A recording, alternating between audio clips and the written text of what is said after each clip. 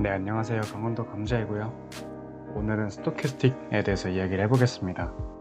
하단 지표 살펴보는 건 마지막이 될 것 같고요. 그 다음 강의에서 이제 하단 지표를 전체적으로 공통점적인 측면에서 본질을 좀 살펴보고 그 다음 마무리를 하겠습니다. 그리고 추가적인 거는 본인들이 직접 찾아서 공부를 해보면 될 것 같고요. 강의에서 설명한 것만 해도 크게 문제는 안 될 거라고 생각을 하고 있습니다. 스토캐스틱이라 하면은 RSI랑 함께 모멘텀 지표의 대장급으로 많이 사용이 되고 있고요. 모멘텀이라 하면은 단어 자체로는 탄성, 가속도 이런 거를 이야기를 하는데 관성이라고 보면 조금 더 쉽게 와닿을 거예요. 우리가 앞으로 가는 차 안에 있다가도 그 차가 멈춰도 우리의 계속 앞으로 가려는 그 성질 때문에 몸이 앞으로 기우는 그 순간처럼 주가도 가는 놈이 간다에 기반한 생각이 이 모멘텀이죠.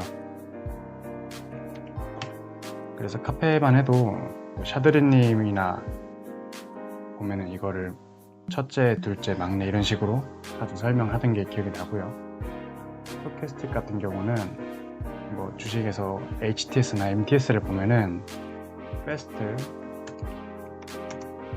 슬로우 스토캐스틱이 따로따로 설정이 가능하고요. 우리가 보통 말하는 스토캐스틱이라 하면은 보통은 슬로우 스토캐스틱을 이야기한다고 생각을 하면 되겠습니다. 이렇게 지금 빈 상태에서 스토캐스틱을 키면은 이렇게 나오고 이 설정에 보면은 길이 스무스티가 써있죠. 그래서 스토캐스틱의 계산 공식을 먼저 알려드리면 패스트 같은 경우는 이게 먼저 계산이 되어야 슬로우가 계산이 되는 거라서 설명을 드리고 있고, 패스트의 K는 현재 가격 빼기 특정 기간의 최저가 나누기 분수꼴입니다. 나누기 특정 일간 최고가 빼기 최저가가 되겠습니다. 이 분수를 이제 퍼센트화를 시켜서 0에서 100으로 계산이 되고요. 이게 패스트 스토캐스틱의 K값, 즉 스토캐스틱 N이라고 많이 이야기를 하고요. 그 다음에 이 패스트에서 또 D값이 있는데 이거는 이 위에 있는 K값에다가 N을 이평선화 했다고 보면 되겠습니다.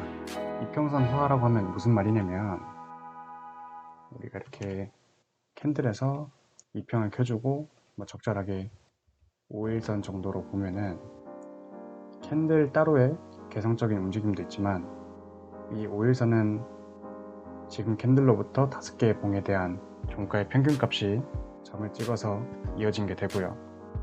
그렇게 이은 이 5일 이평선은 캔들의 움직임과는 또 비슷하지만 약간 다른 이평선화된 모습을 이렇게 보여주고 있는 게 이런 모습이다 라는 걸 알아두면 되겠습니다. 그 다음에 아까 패스트랑 슬로우가 있다고 했는데 슬로우 같은 경우는 슬로우에서의 K는 위에 있는 패스트의 K값에 M1 이평선화 해준 값이 슬로우에서의 K가 되는 거고, 또 슬로우에서의 D는 위에 있는 패스트의 D에 M1 이평선화 했다고 보면 되겠습니다. 그래서 기간하고 그 다음에 N1 이평선화한 값 그리고 M1 이평선화한 값 이렇게 해서 T, N, M으로 표시가 되고 있죠. 여기도 이렇게 14, 1, 3으로 표시가 되고 있고요. 그래서 지금 현재는 이 파란색 K값은 1인 걸로 봐서는 1의 평균을 내면은 현재의 가격과 같기 때문에 1 이평선은 그냥 K값 그대로를 나타내 줬다고 보면 되고, 그 다음에 3이 이 K값을 3 이평선화 해준 값이라고 보면 되겠습니다. 예시로 14하고 5하고 3으로 해볼게요. 그래서 뭐가 바뀌는지 봅시다. 이렇게 하면은 파란색만 바뀌는 게 아니라 빨간색도 바뀌죠.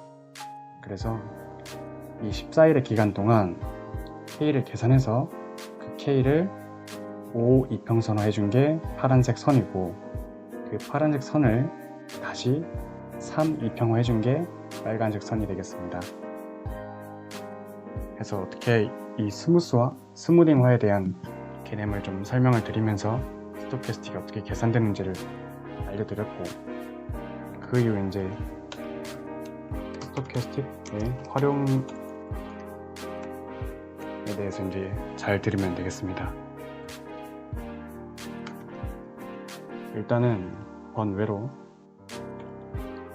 삼형제라고 해서 스토캐스틱을 보통 3개를 많이 놓고 쓰거든요. 그래서 놓고 3개를 놓겠습니다. 그러면은 처음에는 5, 3을 해줍니다. 그 다음 거는 앞에 거의 2배, 10, 6을 해줍니다. 그 다음에 앞에 거에 다시 2배, 20, 12, 12. 그래서 이거는 가장 단기고 이건 가장 기간이 길죠. 그래서 큰형, 둘째형, 막내 이런 식으로 단기, 중기, 장기 이렇게 따로 놓고 사이즈별로 보고 있습니다. 그래서 지금 이 상태에서 이제 어떻게 활용을 하느냐, 첫 번째는 기울기가 되겠습니다. 기울기가 상향이면은 상승 모멘텀이다 라고 판단을 하고, 기울기가 하향이라고 한다면 하락 모멘텀이라고 판단합니다. 단 기간에 따라서 다르게. 그래서 지금 이렇게 때 같은 경우도 단기는 하방이지만 중기도 하방이고, 근데 장기는 위로 고개를 들고 있구나. 예를 들어서 또 뭐 이런 애들 같은 경우는 단기 지금 약간 꺾여 있는데 조금 더 봐야 되고, 중기 평평하지만 아직 상향이고, 장기 평평한 상태.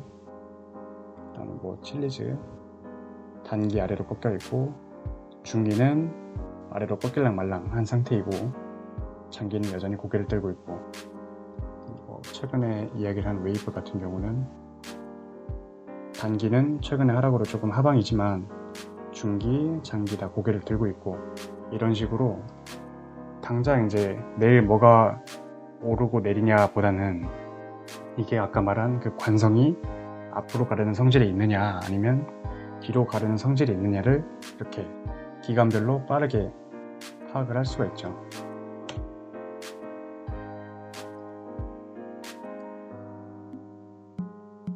그리고 이제 이 기울기가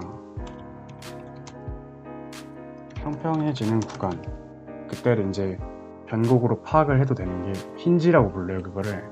그래서 조금 이렇게 뭐 하방에서 살짝 평평해지려고 할 때, 아니면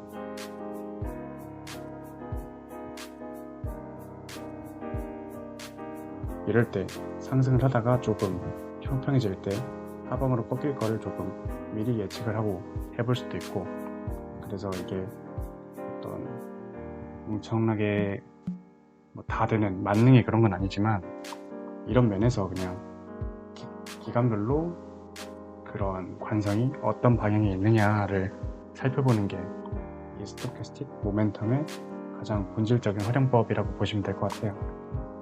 그 다음에 이제 과매수, 과매도. 이거 같은 경우는 역시 RSI처럼 이게 밴드가 있죠. 이 밴드의 아래에 있으면 당연히 과매도 구간, 위에 있으면 과매수 구간이라고 이야기를 해요. 그래서 뭐 여기는 단기적 과매수, 단기적 과매도, 중기적 과매도, 장기적 과매도, 이런 식으로 파악을 할 수가 있는 겁니다. 다만 모멘텀 지표이기 때문에 이게 상승이나 하락 모멘텀이 워낙 또 강하게 나와버린다면은 그렇게 사실 과매수, 과매도 구간이 의미가 있는 건 아닙니다. 저 같은 경우는 이거를 따질 때 14, 5, 3으로 설정을 해주고 그 다음에 이렇게 위에서 꺾여서 아래로 들어올 때 그때 매도 시그널로 다시 위에 있다가 꺾여서 아래로 밴드로 들어올 때 매도 시그널로 참고를 하거나 다시 이렇게 위에서 꺾여서 여기 아래 밴드로 들어오는 이 시점, 또 위에서 꺾여서 아래로 들어오는 이 시점을 많이 조금 참고를 하고 있고요. 이런 값 같은 거는 이제 본인들이 경험을 해보면서 그냥 이리저리 누워봐도 되고, 이거는 그냥 어떤 제 하나의 방법을 제시하는 거니까 다시 이제 이거는 둘째형으로 돌려놓겠습니다. 그래서 밴드 아래 과매도 구간, 밴드 위 과매수 구간. 그런데 주의할 점은 뭐다? 모멘텀이 너무 강하면 사실상 무의미. 그래서 저는 위에서 밖에서 꺾여서 들어올 때를 주목한다.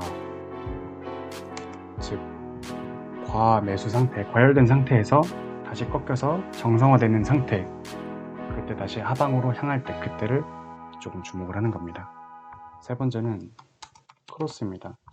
아까 이제 설명을 할 때 파란 선 K값에 대해서 다시 이제 이평선화 해준 게 빨간색 이 D선이라고 했는데, 그래서 파란색은 캔들 같은 역할을 하고 빨간색은 이평선 같은 역할을 한다고 보면 되겠습니다.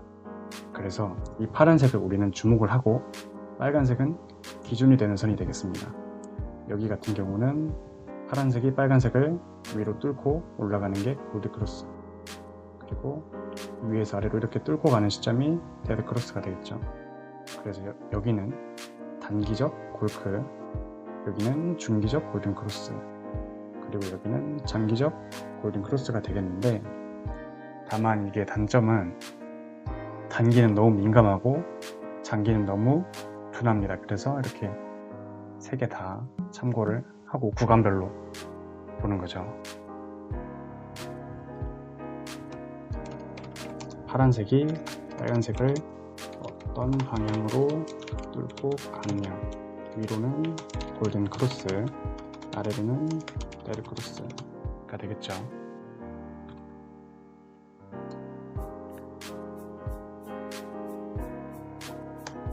네 번째로는 이제 다이버전스가 되겠습니다. 여기 같은 경우도 이렇게 고점이 아래로 내려가는데 여기서는 고점이 위로 올라가는 하락 다이버전스가 있었고, 여기 같은 경우는 저점이 아래로 향하는데 여기선 또 저점이 올라가는, 그래서 고점과 고점끼리 이어서 비교해서 반대일 때, 또 저점과 저점끼리 이어서 비교를 했을 때 반대일 때, 이때를 다이버전스로 캐치를 하는 다른 지표와 동일하게 사용을 할 수가 있습니다. 다이버전스에 대한 자세한 개념은 다이버전스 영상을 필히 시청을 하시기 바라고요. 보통은 이제 그냥 다이버전스 같은 것도 외우라고 이야기를 할 텐데, 조금 가속도의 개념으로 원리를 설명해주고 또 외우기 쉽게끔 직접 생 차트에서 적용을 해보는 모습을 보여주니까 초보자분들은 그것만 봐도 사실 좀 많이 색다를 거라고 보고 있어요. 사실 그래서 지금 하단 지표 영상들을 몇 개 찍었는데, 일단은 다이버전스랑 MACD랑 스토캐스틱 정도는 다른 건 안 듣더라도 들어놓으면 좋을 거라고 생각을 하고 있고요.